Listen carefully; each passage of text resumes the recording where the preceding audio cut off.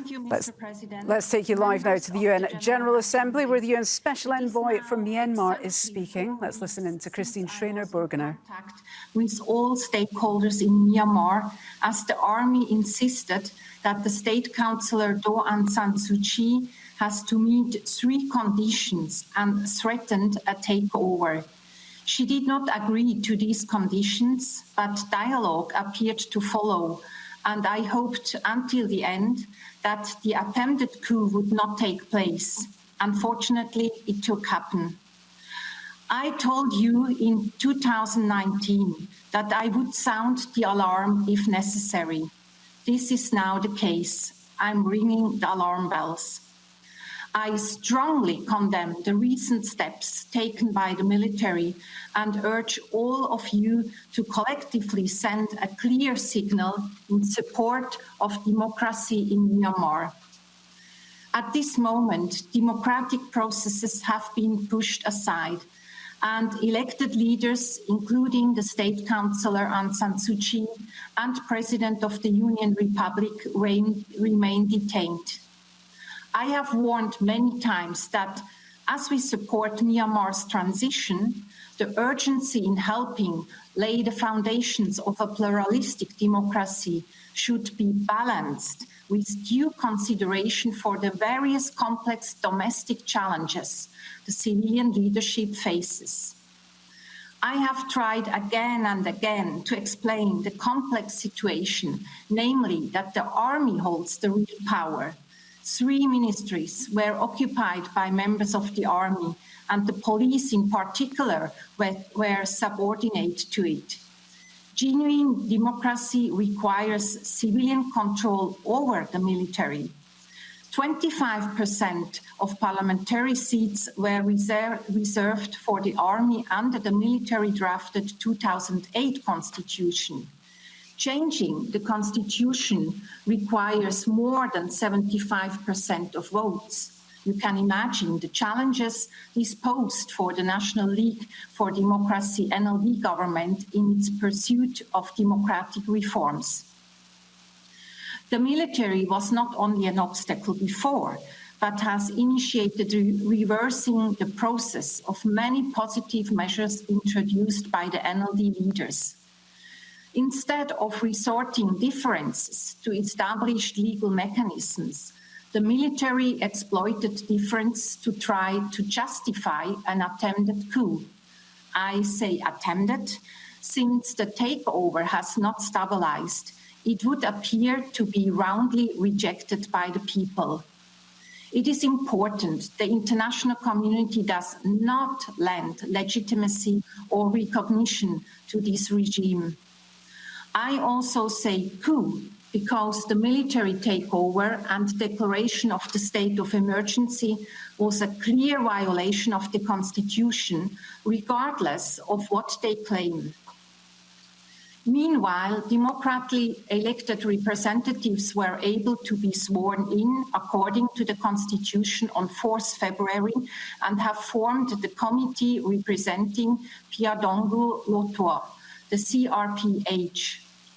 These parliamentarians have courageously sought to uphold their obligations to serve the people who voted for them, and it is important they are given a platform.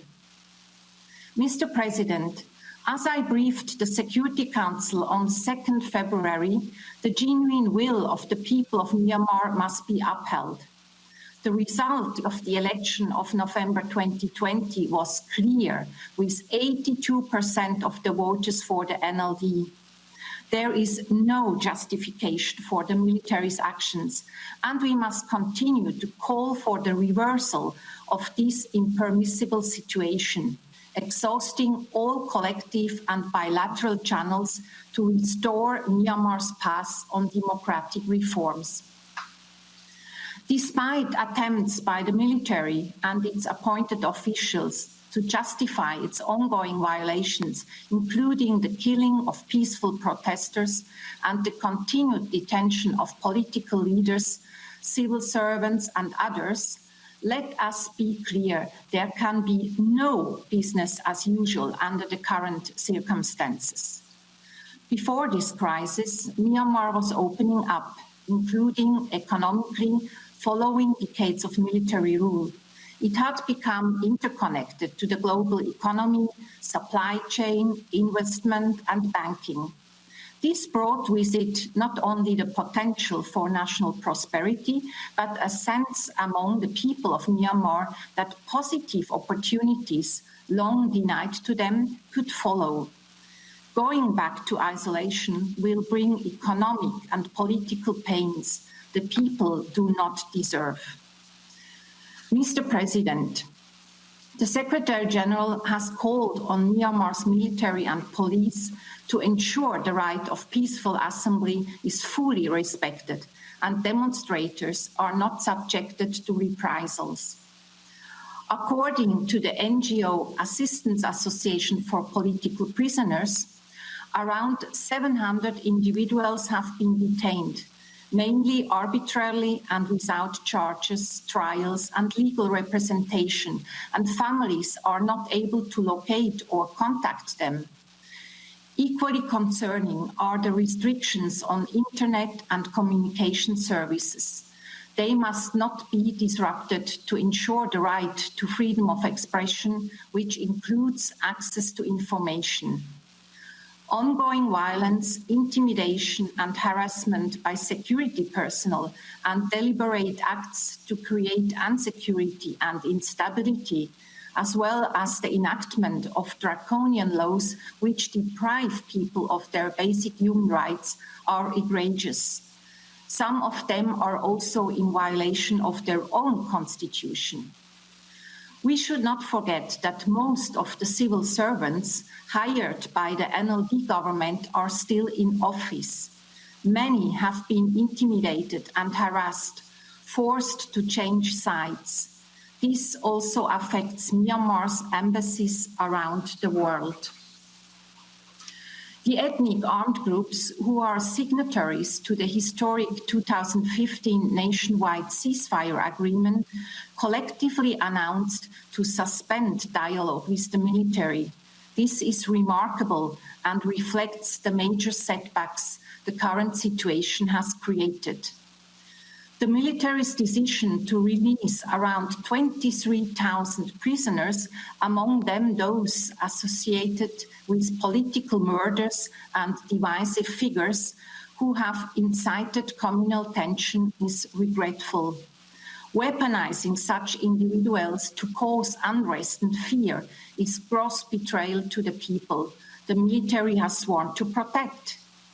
No leader with the greater national interest genuinely in mind would create this level of chaos during a pandemic, which requires an effective, inclusive response. An important opportunity to build unity across the country in the fight against COVID-19 has been lost and is a great danger for the people in Myanmar, but also for the region.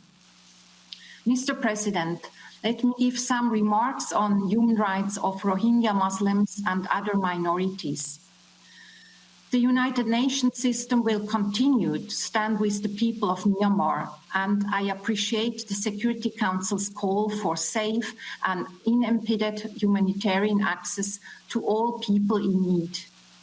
Humanitarian need in Myanmar remains acute, with more than 1 million people in need, with many of those living in areas currently or previously subject to conflict with the military. For the 126,000 Rohingya who remain confined in IDP camps in Rakhine, there must be genuine progress to provide them freedom of movement and durable solution to return to their homes. We must act, and we must ask, how can we rely on a military regime when the very same led the security operations leading to the human rights violations and forced displacement of Rohingya people and others from their homes? In my discussions with the military leadership after the attempted coup, I was given assurances that efforts initiated by the NLD government towards creative, conducive conditions for the dignified, voluntary, safe and sustainable repatriation of the Rohingya refugees to their place of origin or choice would continue. However, recent reports state that the military will launch investigations into the work of Advisory Commission on Rakhine State, initiated by Kofi Annan, and take action against those who acted, I quote, in the self-interest of an individual without taking national interests into consideration, end of quote. This is deeply concerning. The same has been announced for the activities of the Independent Commission of Inquiry, ICOE. So all who worked to protect Rohingyas and were in favor of accountability are now under threat. We must be clear, accountability for previous and current crimes will not go unpunished. Mr. President, we have a collective responsibility. In my discussions with the military leadership, including several calls with the Deputy Commander-in-Chief, I have echoed these concerns, amplified the Secretary General's advocacy, and requested to visit Myanmar under the condition I can meet with detained government leaders. My intention was to convey directly the concerns of the international community and help resolve differences through peaceful dialogue with the aim of upholding the will of the Myanmar people. Regrettably, the current regime has so far asked me to postpone any visit. It seems they want to continue making large-scale arrests and have been coercing people to testify against the NLD government. This is cruel and inhuman. Well, we've been listening to the UN Special Envoy for Myanmar, Schraner-Burgener, giving an assessment of the situation in the country since the military coup took place there 4 weeks ago. And she was very keen to stress that this is a coup. She also strongly condemned the actions of the military and urged the UN General Assembly to send a strong message, a tone of frustration at the top of that speech. Very clear that this was not an unforeseeable event, stressing that genuine democracy requires civilian control of the military, something which is not the case in Myanmar.